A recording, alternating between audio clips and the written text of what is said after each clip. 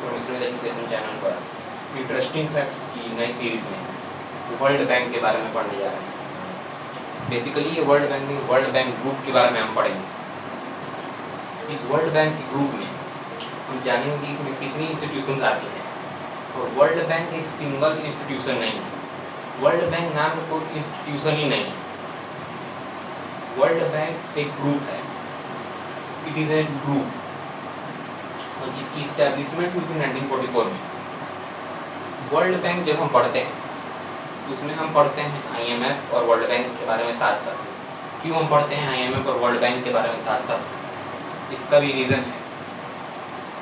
इसका रीज़न ये है कि जो इस्टेब्लिशमेंट थी वर्ल्ड बैंक की 1944 में, वो इस्टेब्लिशमेंट थी 1944 में USA के एक कंट्री, USA के एक स्टेट ब्रिटेन वुड्स नाम के शहर था, उसमें हुई थी उसकी स्थापना। तो ब्रिटेन वुड में 1944 में IMF और World Bank major prominent countries थी वर्ल्ड की, उन्होंने बैठक की और IMF और वर्ल्ड बैंक की स्थापना की। इसलिए IMF और वर्ल्ड बैंक को हम ब्रिटेन वुड ट्विंस भी कहते हैं कि वहीं पे उन दोनों का जन्म हुआ था और दोनों के में बहुत समानताएं, लगभग समान ही है दोनों, थोड़ा सा आधारभूत अंतर है। उसी की वजह से इन्हें ब्रिटेन वुड ट्विंस कहना कोई खराब बात नहीं। अब हम इसकी इस्टेब्लिशमेंट के बारे में बात करते हैं तो ये जुलाई 1944 में इसकी इस्टेब्लिशमेंट हुई।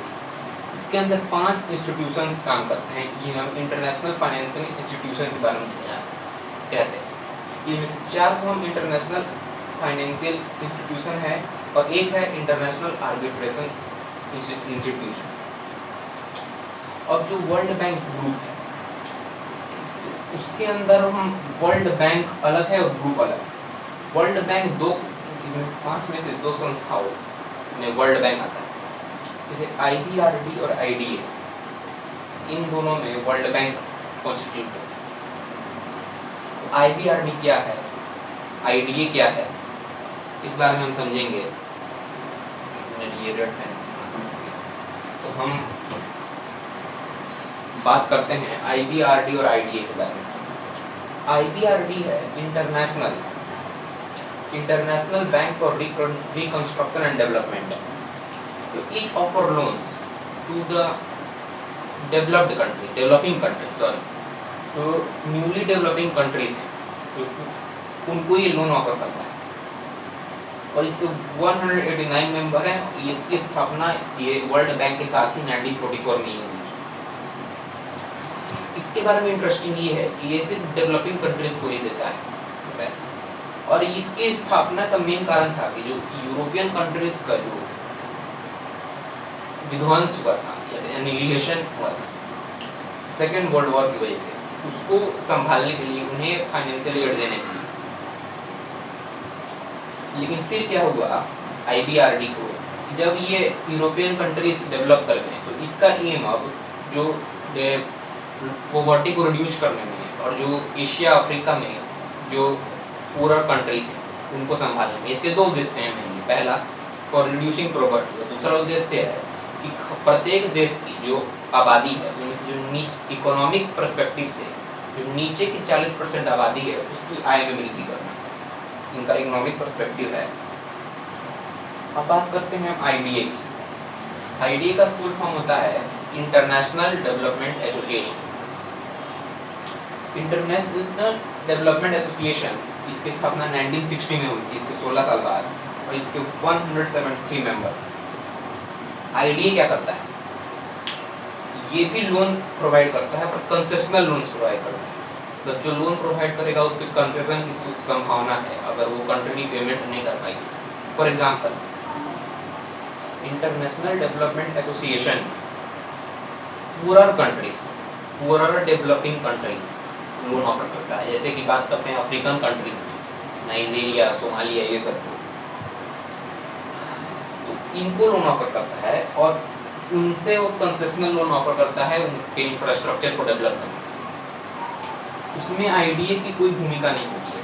ये IBRD और IDA एक इंडिपेंडेंट है, इनमें एक दूसरे की कोई भूमिका नहीं होती। हाँ, लेकिन ये दोनों मिलकर वर्ल्ड बैंक कॉन्स्टिट्यूट करते हैं, क्योंकि ये पांचों में ये 2 मेजर बॉडी, जैसे UN में भी बहुत सारे बॉडी हैं, United Nations general assembly, UNSC international security council, international court of arbitration जो है।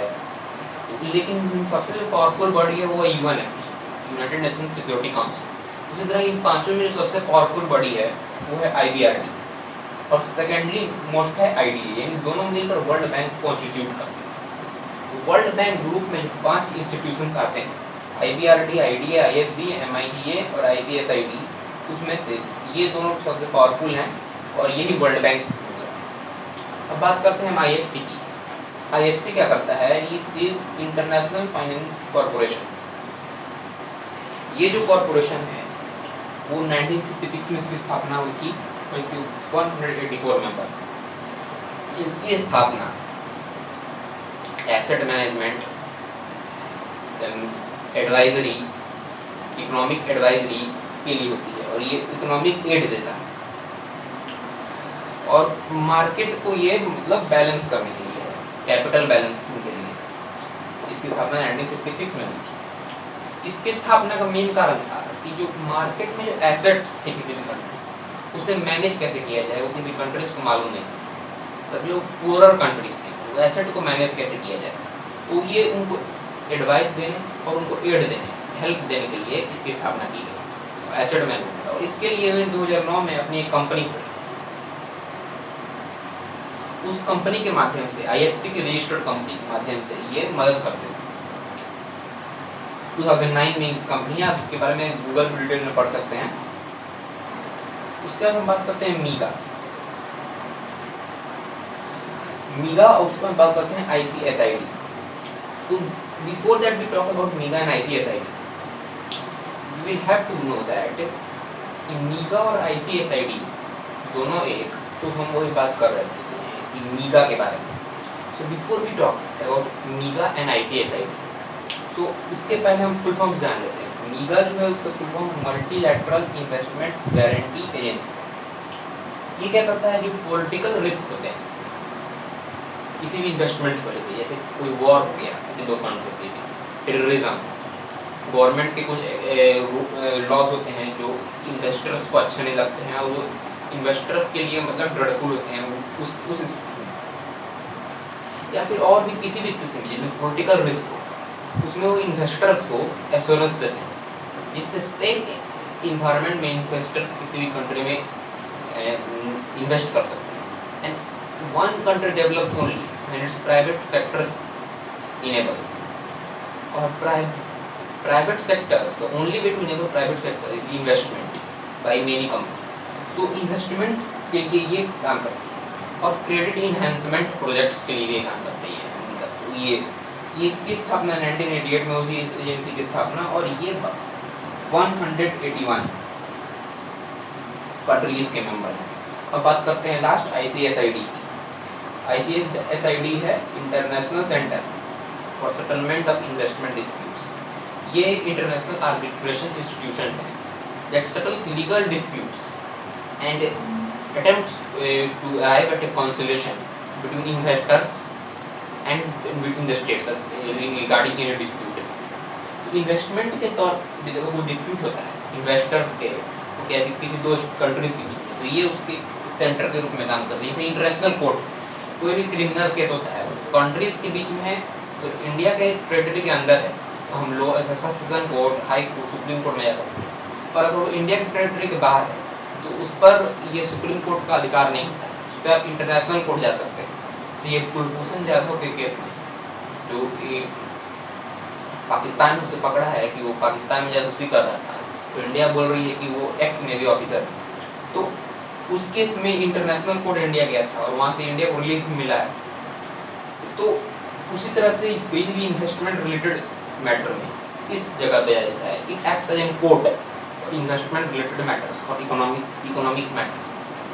इसकी स्थापना 1966 में हुई थी और इसके वर्तमान में अभी 2 आंकड़े में लिखे, 163 मेंबर्स भी हैं, 154 भी। 163 मेंबर्स हैं वो मेंबर्स हैं जिन्होंने अपना कॉन्ट्रैक्ट साइन किया है एज वेल एज उन्होंने रेटिफाई किया है, और 154 मेंबर्स ने अभी रेटिफाई, मतलब 154 मेंबर्स ने रेटिफाई कर लिया और 163 मेंबर्स ऐसे हैं जिन्होंने रेटिफाई नहीं किया। तो ये एक दूसरे के अंदर ही आते हैं। तो इसमें से कितने मेंबर हो गए? 163 माइनस 154, 9 मेंबर्स ऐसे हैं जिन्होंने अभी तक रेटिफाई नहीं किया। So this is the statistics including both ratified and non-ratified contracts. This is the statistics of only ratified contracts. तो ये ऐसे दो आंकड़े लिखे हैं, एक थोड़ा सा कंफ्यूजिंग हो सकता था, इसलिए मुझे ऐसे नहीं लिखना चाहिए था, पर ये ऐसे ही समझ में आएगा। तो बेसिकली अभी हम समझते हैं, अभी तो हमने सिर्फ उसके स्ट्रक्चर के बारे में जाना है कि 5 मेजर इंस्टीट्यूशंस होते हैं। International bank for reconstruction and development, international development association, international financial corporation, multilateral investment guarantee agency और international centre for settlement of investment disputes. ये 5 उसके इंस्टीट्यूशंस होते हैं। इनमें जो international bank of reconstruction and development और international development association 2 most powerful bodies हैं, और ये दोनों मिलकर कॉन्स्टिट्यूट करते हैं वर्ल्ड बैंक का। IBRD का मोटिव क्या है? ये डेवलपिंग कंट्रीज को लोन प्रोवाइड कराता है कैपिटल प्रोजेक्ट्स करने के लिए। IDA क्या करता है? एक्सट्रीमली पुअर डेवलपिंग कंट्रीज को लोन, कंसेशनल लोन्स उपलब्ध करवाता है। What is the work of IFC? IFC gives investment, asset management and advise member countries about how to manage assets, manage investments, how to balance money. It also runs a company which helps the IFC to do these jobs. And MIGA, what is it? It is a type of insurance policy for a political risk to any country. Suppose that I am an investor. I am investing in China, and through MIGA. So, if there is any crisis in China, then my money and my interests in China will be kept safe by the MIGA. And generally, its validity is about 15 years from the start of the date, from today, right? Today. But it can be extended in special circumstances. And ICSID is not a financial institution; it is an international court of arbitration, which runs, which settles dispute between and attempts conciliation between the member countries in case of dispute arises. So it is. तो ये world bank की बात करते हैं। अब world bank की history के बारे में बात करते हैं। So world bank